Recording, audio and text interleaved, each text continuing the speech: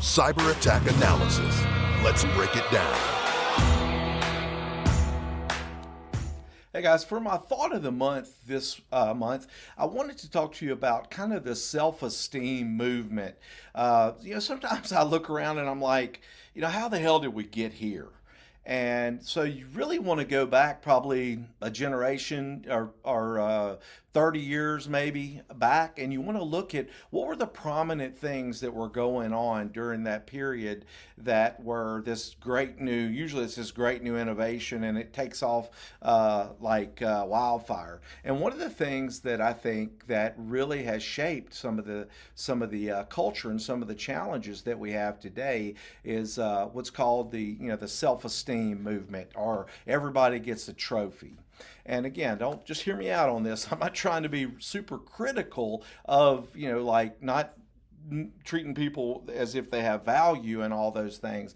But I think there's an incredible downside to this whenever it's not based off of merit. And I think if you were to link some of the conditions and the situations that we have that are not good for individuals, so I want to make that very clear. What I'm talking about here is things that are very unhealthy for individuals. I think you can link it back to this self-esteem movement.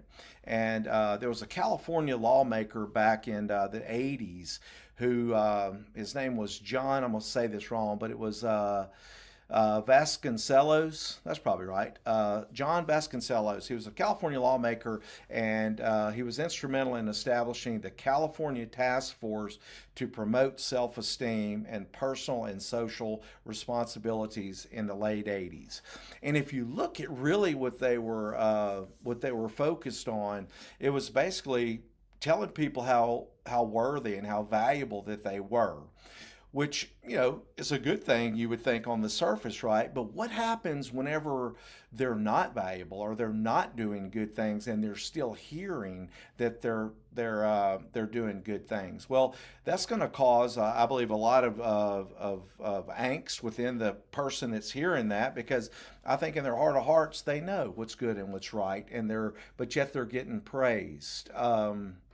I think some other negative things that can come out of that is that, there's this self-righteousness or this self-compassion where you think that, whoever you are and however you are is okay.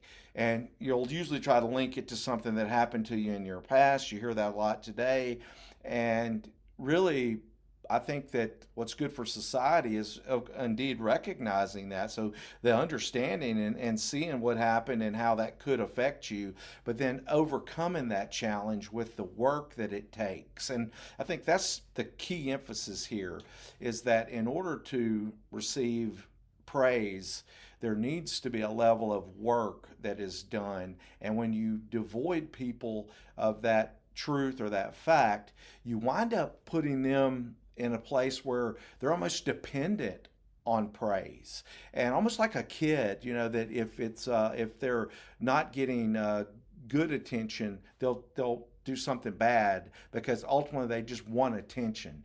And I think if you look at our society in a lot of ways, that is a reflection of what happens a lot and what we've been through over, say, the past, kind of matured itself, I think, over the last 10 years, where, I want attention and I don't really care. You can look at social media, where, you're comparing yourself to others, and then that's why all the posts are your greatest day kind of post versus the real life things. And people keep seeing how great this is for somebody else, and your life isn't that great, right? You haven't, and probably theirs isn't either. But yet there's this mindset for a mindset and a desire for recognition.